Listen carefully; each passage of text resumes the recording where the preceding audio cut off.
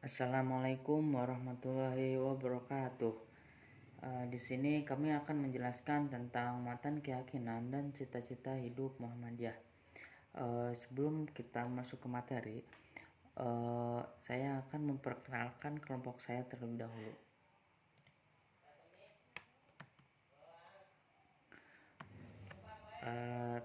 Kelompok saya untuk yang pertama itu ada Octaviana Setia Eris dengan akhiran NIM 130. Lalu ada saya sendiri Torik Aman At-Thohir dengan akhiran NIM 149. Lalu ada Kairo Khairunisa dengan akhiran NIM 153. Lalu ada Wafiqatul Aziza dengan akhiran NIM 154. Dan yang terakhir ada Ikrimah Maula Fida dengan akhiran NIM 156. Mata kuliah ini didoseni oleh Bapak Muntohar MPDI. Oke, langsung saja ke materi.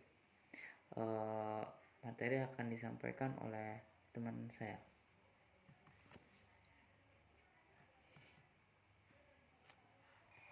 Saya Octaviana Setiarus Putri dengan akhiran NIM 130. Pertama, saya akan menjelaskan mengenai pengertian matan keyakinan dan cita-cita hidup Muhammadiyah. Matan keyakinan dan cita-cita hidup Muhammadiyah, biasa disingkat MKCHM, adalah sebuah dokumen yang memuat tentang salah satu landasan ideologis persyarikatan Muhammadiyah. MKCHM merupakan putusan resmi Persyarikatan Muhammadiyah yang berisi tentang keyakinan dan cita-cita hidup. MKCHM berfungsi sebagai penegasan tentang kedudukan manusia di hadapan Allah Subhanahu wa Ta'ala dan di antara manusia itu sendiri, penunjuk arah menuju terwujudnya cita-cita dan gerakan Muhammadiyah, juga penegas Muhammadiyah sebagai gerakan Islam dan tajdid.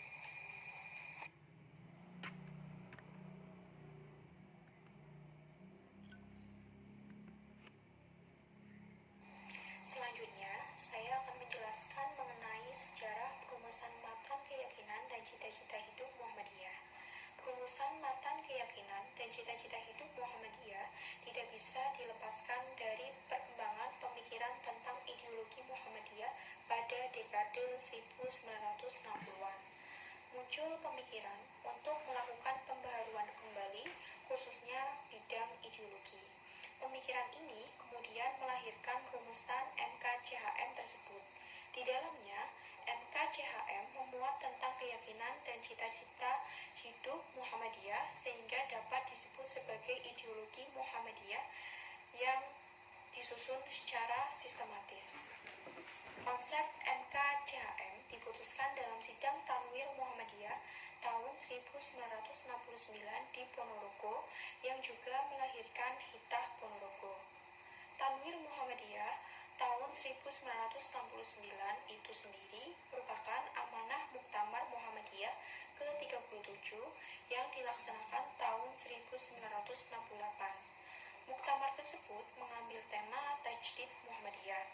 Pada tahun 1970, dalam Tanwir Muhammadiyah di Yogyakarta, MKCHM tersebut diolah kembali oleh pimpinan pusat Muhammadiyah dan disempurnakan kembali dalam Muktamar Muhammadiyah ke-41 tahun 1985 di Surakarta. Sebenarnya, keinginan Muhammadiyah untuk merumuskan landasan ideologi berupa keyakinan dan cita-cita hidup ini sudah lama. Tahun 1935, pembahasan tentang faham dan sistem perjuangan persyarikatan sudah dirintis dan melahirkan rumusan 12 langkah Muhammadiyah pada tahun 1938 sampai 1940. Selanjutnya, pada masa kepemimpinan Ki Bagus Hadikusumo, lahirlah dokumen bernama Mukadimah Anggaran Dasar Muhammadiyah yang berisi 7 pokok pikiran tentang prinsip-prinsip dasar Muhammadiyah yang dituangkan dalam Mukadimah Anggaran Dasar. Kemudian, pada Muktamar Muhammadiyah ke-35 di Jakarta pada tahun 1962, lahirlah kepribadian Muhammadiyah sebagai rumusan ideologi yang menggambarkan hakikat Muhammadiyah, dasar dan pedoman perjuangan serta amal usaha Muhammadiyah juga sifat-sifat yang dimilikinya. Adapun Tokoh-tokoh yang terlibat dalam penyusunan konsep-konsep ini adalah Profesor Dr. Rashidi, Ahmad Azhar Bashir, Jindar Tamimi, dan sebagainya.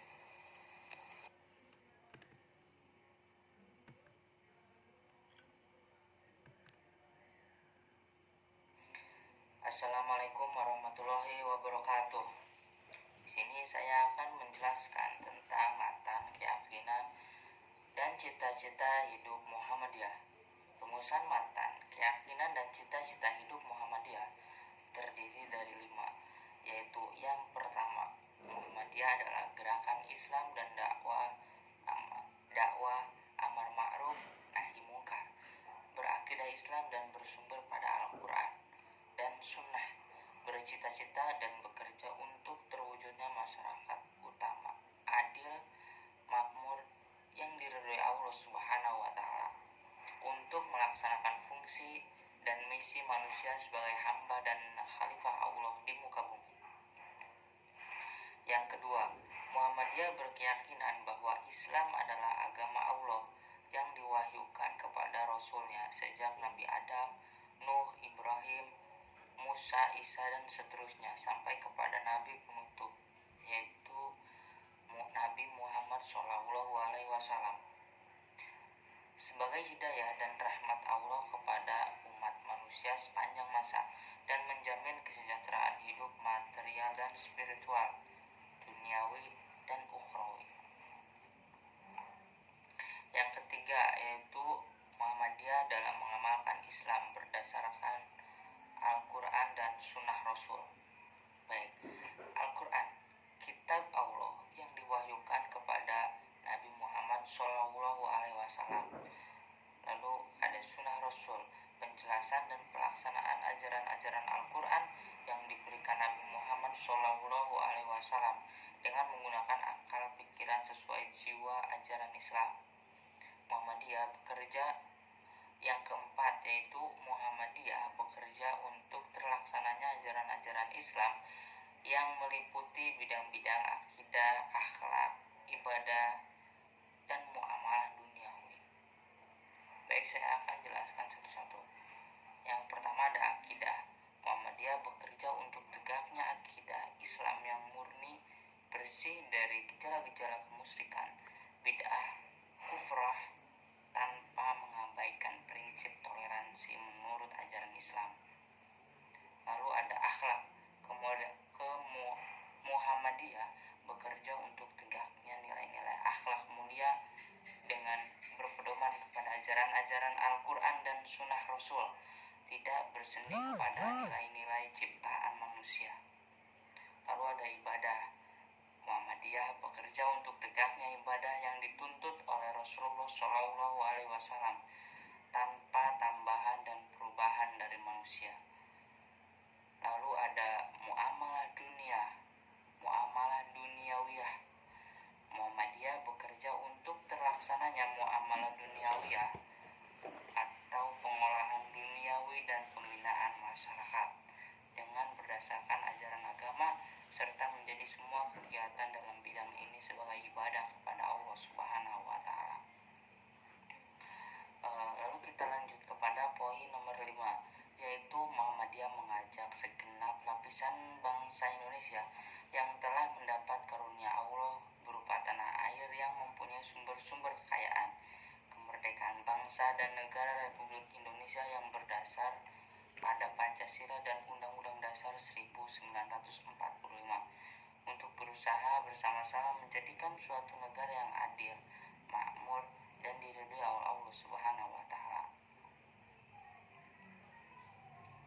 Dari 5 pokok pikiran MKCH Muhammadiyah di atas dapat ditempatkan sebagai modifikasi berbagai rumusan sebelumnya yang merupakan rekonseptualisasi seluruh pemikiran Muhammadiyah yang pernah disusun sebagaimana telah diuraikan di depan. Kelima pokok pikiran tersebut sebenarnya merupakan kesadaran beragama dan berbangsa di kalangan Muhammadiyah. Mungkin sekian materi yang dapat saya sampaikan. Untuk selanjutnya saya serahkan kepada teman saya.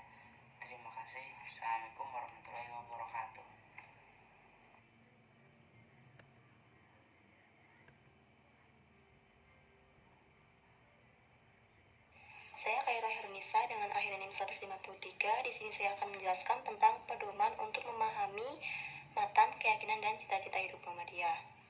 Uraian singkat mengenai matan keyakinan dan cita-cita hidup Muhammadiyah.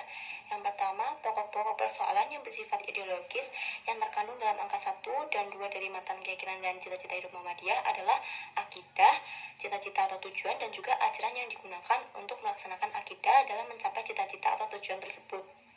Yang kedua, fungsi akidah dalam persoalan keyakinan dan cita-cita hidup adalah sebagai sumber yang menentukan bentuk keyakinan dan cita-cita hidup itu sendiri.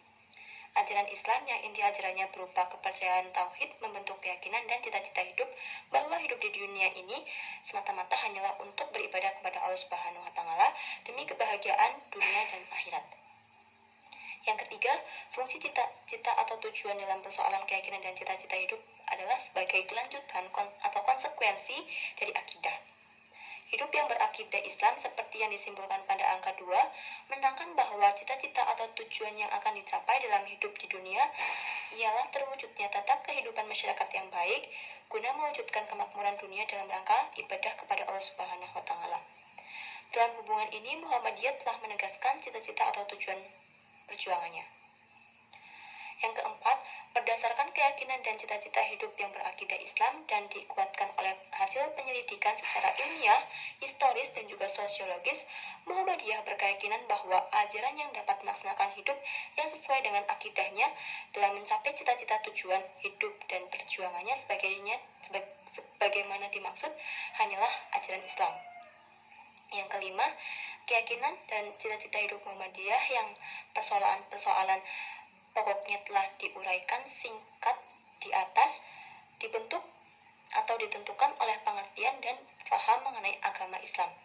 Agama Islam adalah sumber keyakinan dan hidup Muhammadiyah, maka dari itu, faham agama bagi Muhammadiyah merupakan persoalan yang esensial bagi adanya keyakinan dan cita-cita hidup Muhammadiyah.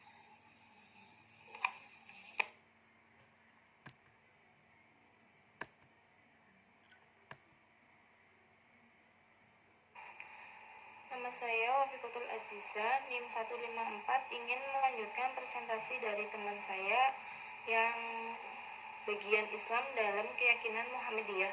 Islam adalah agama Allah yang diwahyukan kepada para rasul sebagai hidup dan rahmat Allah bagi umat manusia sepanjang masa, yang menjamin kesejahteraan hidup, material, spiritual, duniawi, dan ukhrawi.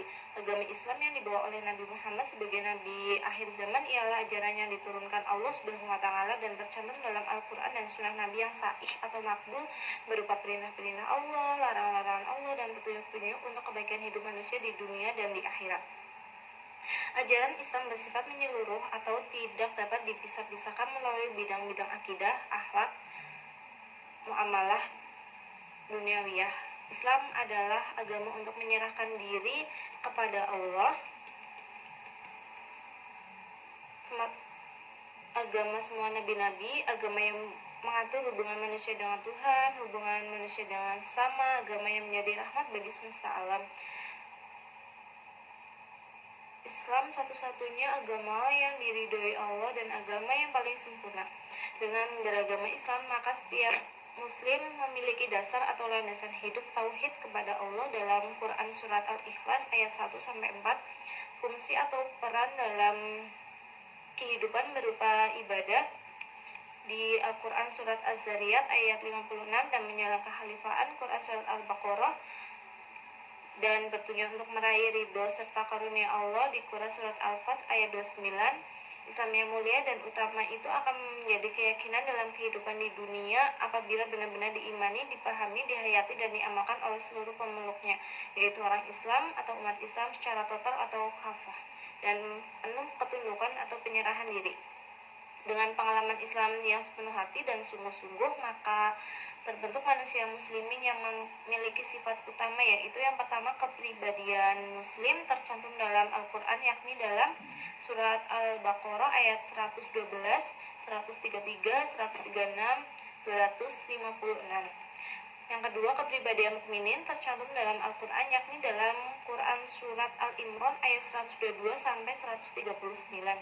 Yang ketiga, kepribadian muhsin dalam arti berakhlak mulia, yaitu tercantum dalam Al-Quran Surat Al-Ma'idah ayat 8. Yang keempat, kepribadian mutakin, dan juga tercantum dalam Al-Quran, yakni dalam Quran Surat Al-Luqman ayat 22. Setiap muslim yang berjiwa mukmin, muhsin, dan mutakin dituntut untuk memiliki keyakinan berdasarkan tauhid yang istiqomah dan bersih dari syirik, bid'ah, dan khurafat, memiliki cara berpikir bayani, burhani, dan irfani, dan perilaku tindakan yang senantiasa dilandasi oleh dan mencerminkan akhlak al-karimah yang menjadi rahmatul lil alamin dalam kehidupan di dunia ini menuju kehidupan di akhirat nanti. Pada hakikatnya Islam yang serba utama itu benar-benar dapat dirasakan, diamati, ditunjukkan, dibuktikan, dan membuahkan rahmat bagi semesta alam sebagai sebuah manhaj kehidupan atau sistem kehidupan apabila sungguh-sungguh secara nyata diamalkan oleh para pemeluknya. Dengan demikian Islam menjadi sistem keyakinan, sistem pemikiran, dan sistem tindakan yang menyatu dalam diri setiap muslim dan kaum muslimin sebagai menjadi pesan utama risalah dakwah Islam. Dakwah Islam sebagai wujud menyeru dan membawa umat manusia ke jalan Allah dalam Quran Surat Yusuf 108 pada dasarnya harus dimulai dari orang-orang Islam sebagai pelaku dakwah itu sendiri sebelum berdakwah kepada orang lain atau pihak lain sesuai dengan seruan Allah yang artinya, hai orang-orang yang beriman, peliharalah dirimu dan keluargamu dari siksa neraka. Quran Surat At-Tahrim ayat 6. Upaya mewujudkan Islam dalam kehidupan dilakukan melalui dakwah itu ialah mengajak kebaikan atau amar ma'ruf, mencegah kemunkaran yaitu nahi munkar, dan mengajak untuk beriman yaitu untuk minuna billah, guna terwujud umat yang sebaik-baiknya atau khairul ummah, dan sudah tercantum dalam Quran Surat Al-Imran ayat 104 dan 110.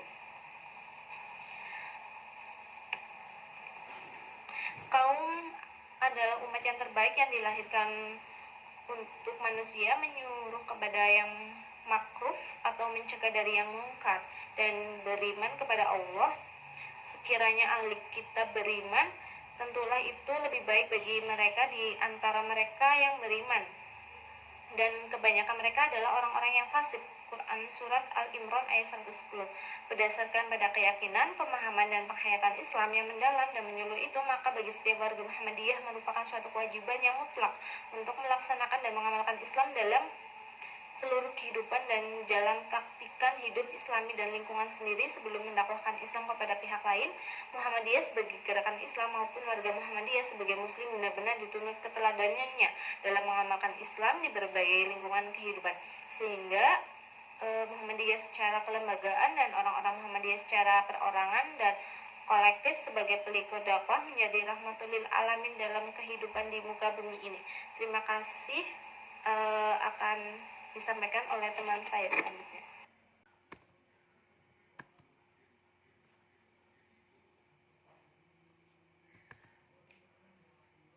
Assalamualaikum warahmatullahi wabarakatuh. Nama saya Ikrimah Maulafida, NIM 156, akan melanjutkan presentasi pada bagian pemikiran dan gerakan Muhammadiyah dalam bidang akidah, ibadah, akhlak, dan muamalah duniawiyah.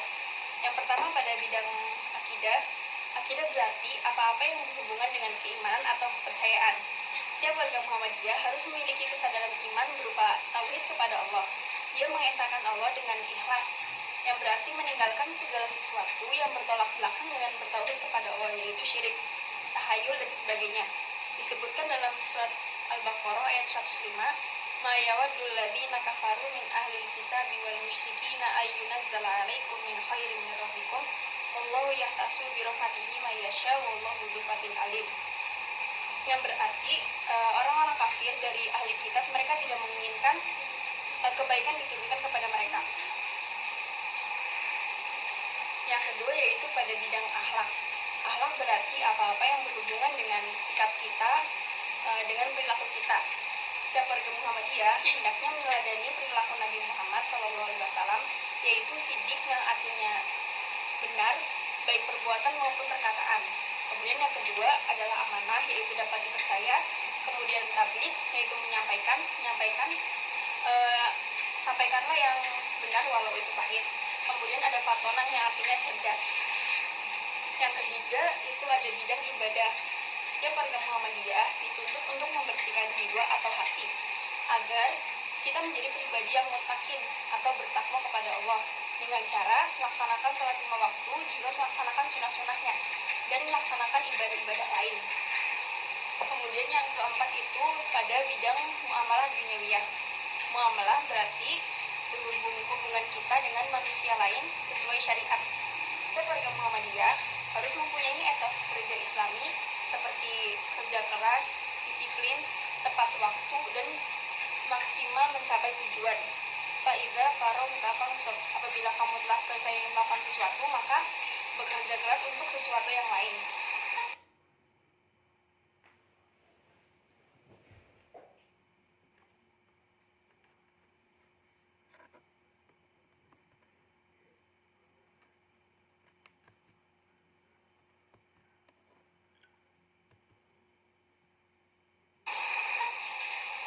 Kemudian ada fungsi dan hakikat matan keyakinan cita-cita hidup Muhammadiyah. Yang pertama ada fungsi.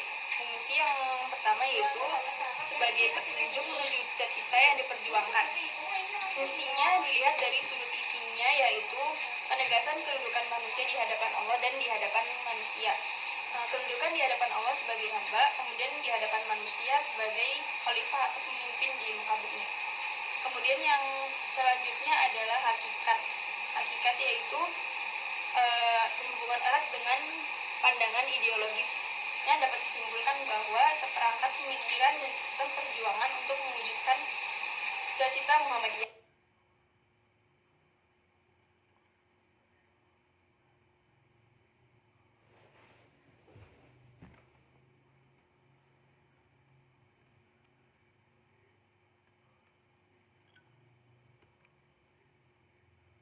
Kemudian yang selanjutnya ada fungsi dan misi Muhammadiyah.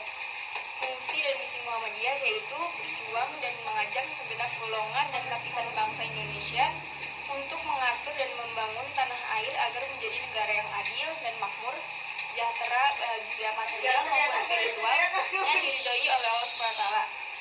Sekian dari saya, akan dilanjutkan oleh teman saya. Wassalamualaikum warahmatullahi wabarakatuh.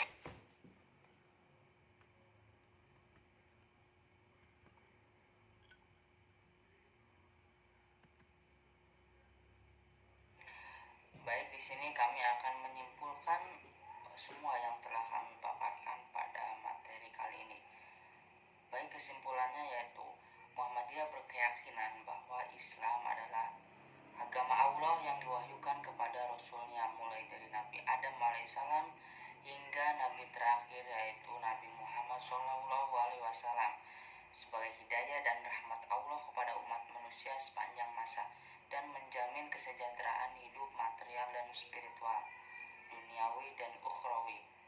Rumusan matan keyakinan dan cita-cita hidup Muhammadiyah terdiri dari 5 angka.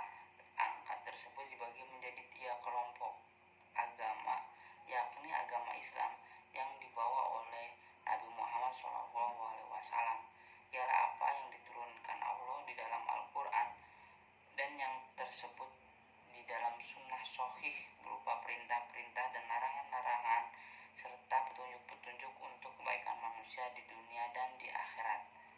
Visi terwujudnya masyarakat Islam yang sebenar-benarnya serta memiliki misi yakni 1. Menegakkan tauhid yang murni berdasarkan Al-Quran dan As-Sunnah.